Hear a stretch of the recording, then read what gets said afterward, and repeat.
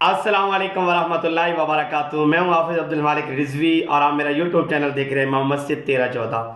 بہت دنوں بعد آج ایک نئی ویڈیو کے ساتھ آپ کی خدمت میں حاضر ہوں اور امید کرتا ہوں آپ سب خیریت سے ہوں گے۔ امید کرتا ہوں آپ خوش ہوں گے، اللہ آپ کو خوشیاں عطا فرمائے۔ آج کی ویڈیو بہت اچھی ویڈیو ہے، ایک حدیث مبارکہ آپ کی خدمت میں پیش کرتا ہوں۔ جناب جی، اس سے پہلے آپ سے گزارش ہے، اگر آپ میرے چینل پہ نیو تشریف لائے ہیں تو میرے چینل کو سبسکرائب کریے، بیل آئیکن کو آپ نے ضرور پریس کرنا ہے تاکہ ہر نئی آنے والی ویڈیو آپ کو سب سے پہلے ملے۔ اور میری گزارش ہے کہ آپ حضرات ویڈیو لائک ضرور کیا کریں۔ تو آج کی حدیث جو سنانے والا ہوں جناب جی، ابن عمر اس حدیث کے راوی ہیں، جامع ترمذی میں حدیث موجود ہے۔ اللہ کے پیارے پاک نبی صلی اللہ علیہ وآلہ وسلم نے مشک پہاڑ کا ذکر کیا۔ جی ہاں، آپ نے خوشبوؤں کے نام تو سنے ہوں گے، مشک، عنبر، کستوری خوشبوئیں ہیں، اور آپ نے ان کو شیشیوں میں دیکھا ہوگا، بوتلوں میں دیکھا ہوگا، دکانوں میں دیکھا ہوگا۔ آج آپ کو میں پہاڑ کا ذکر سناتا ہوں۔ جی ہاں، اللہ کے پیارے نبی صلی اللہ علیہ وآلہ وسلم نے فرمایا، حشر کا دن ہوگا، محشر کا میدان ہوگا، حساب کتاب ہو چکا ہوگا، میرا اللہ مشک کے پہاڑ کھڑے کرے گا۔ ابن عمر رضی اللہ تعالیٰ عنہ اس حدیث کے راوی فرماتے ہیں، اللہ کے حبیب نے ارشاد فرمایا کہ اللہ اس پہاڑ پر 3 خوش نصیبوں کو کھڑا کرے گا۔ جی ہاں، یہ پہاڑ 3 خوش نصیبوں کے لیے بنائے جائیں گے۔ وہ 3 خوش نصیب کون ہیں؟ آپ ویڈیو پوری دیکھیں گے، انشاءاللہ ایمان تازہ ہوگا، لطف آئے گا، مزے کو مزہ آئے گا۔ انشاءاللہ آپ کا دل کرے گا کہ آپ ویڈیو کو لائک کریں اور چینل کو سبسکرائب کریں گے انشاءاللہ جب آپ ویڈیو پوری دیکھیں گے۔ میرے اور آپ کے پیارے نبی صلی اللہ علیہ وآلہ وسلم نے ارشاد فرمایا کہ جب یہ مشک کا پہاڑ بنے گا اللہ کے حکم سے، میرا اللہ فرمائے گا بلایا جائے اس خوش نصیب کو، بلایا جائے وہ مقدروں والا شخص، وہ نصیبوں والا شخص۔ آج میرا اللہ انہیں رتبہ عطا فرما رہا ہے، میرا اللہ انہیں اعزاز عطا فرما رہا ہے۔ وہ کون ہوگا؟ پوچھا جائے گا، یا اللہ وہ کون ہے؟ اللہ کے پیارے نبی صلی اللہ علیہ وسلم نے ارشاد فرمایا کہ میرا رب فرمائے گا کہ جو دنیا میں غلام تھا، دنیا میں نوکر تھا، دنیا میں ملازم تھا، وہ دنیا کے مالک کو اپنے کام سے خوش کرتا تھا، لیکن بعد از وہ اپنے رب کی بارگاہ میں قیام کرتا تھا، اپنے رب کی بارگاہ میں سجود کرتا تھا، اپنے رب کی بارگاہ میں التجا کرتا تھا، فریاد کرتا تھا، گڑ گڑاتا تھا، روتا تھا۔ دنیا کے مالک کو خوش کرنے کے بعد وہ اپنے رب العالمین کو بھی خوش کرتا تھا۔ میرا اللہ فرمائے گا اس غلام کو بلایا جائے جو دنیا میں غلام تھا، اس غلام کو بلایا جائے گا۔ اللہ کی حبیب نے ارشاد فرمایا، اللہ فرمائے گا اس غلام سے کہ جا میرے بندے، آج اس مشک پہاڑ پہ جا کے کھڑا ہو جا، آج ہم نے تمہیں یہاں فیض کرنا ہے، آج تمہیں ہم نے یہاں اعزاز دینا ہے، آج ہم نے تمہیں یہاں عزتیں دینی ہے۔ تو صاحب وہ غلام ہوگا، وہ نوکر ہوگا، وہ ملازم ہوگا، میرا اللہ اسے بلندیاں دے رہا ہے۔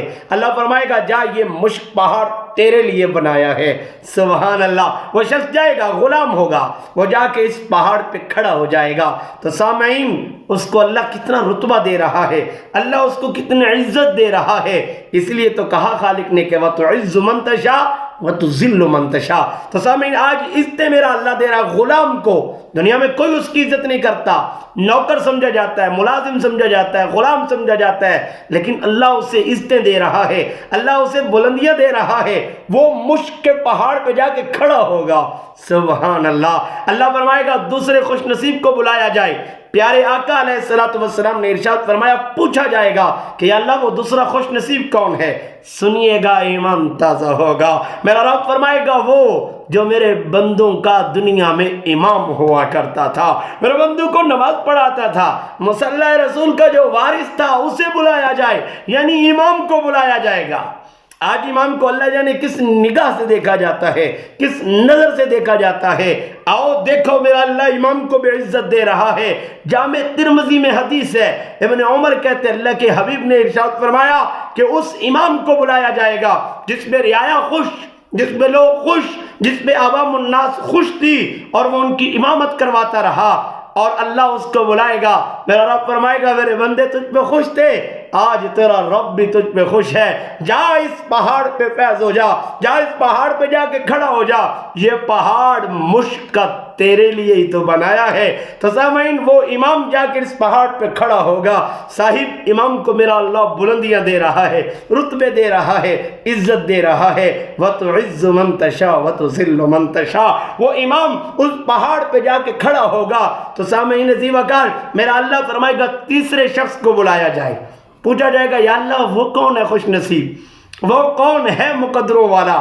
اللہ کے حبیب ارشاد فرما رہے ہیں، کریم آقا علیہ السلام نے فرمایا جب پوچھا جائے گا تو میرا اللہ فرمائے گا وہ شخص جو میرے گھر میں 5 بار صدائیں بلند کرتا تھا اللہ اکبر کی، جی ہاں آذان دینے والا، جی ہاں مؤذن ہوگا، جی ہاں وہی ہوگا جو آذان دیتا تھا اللہ کی رضا کے لیے، وہی ہوگا جو اللہ کی مخلوق کو اٹھاتا تھا اور بلاتا تھا رب کی طرف اور کہتا تھا حی علی الصلاۃ حی علی الفلاح، یہ وہی مؤذن ہوگا۔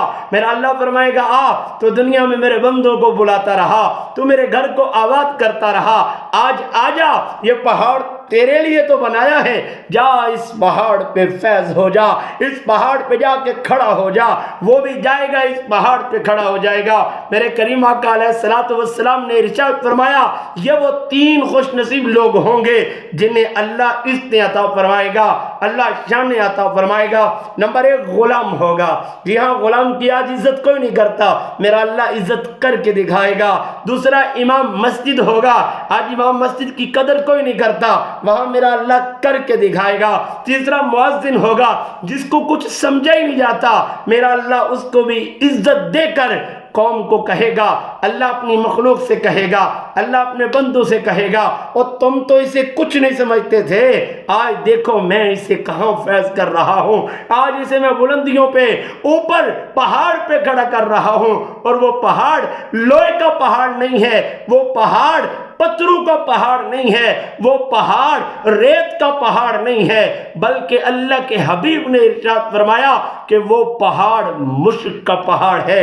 تو سامعین عزیز وقار دعا ہے اللہ کریم مجھے اور آپ کو اس پہ عمل کرنے کی توفیق عطا فرمائے، دعا ہے اللہ یہ اعزاز ہم سب کو عطا فرمائے، آمین ثم آمین۔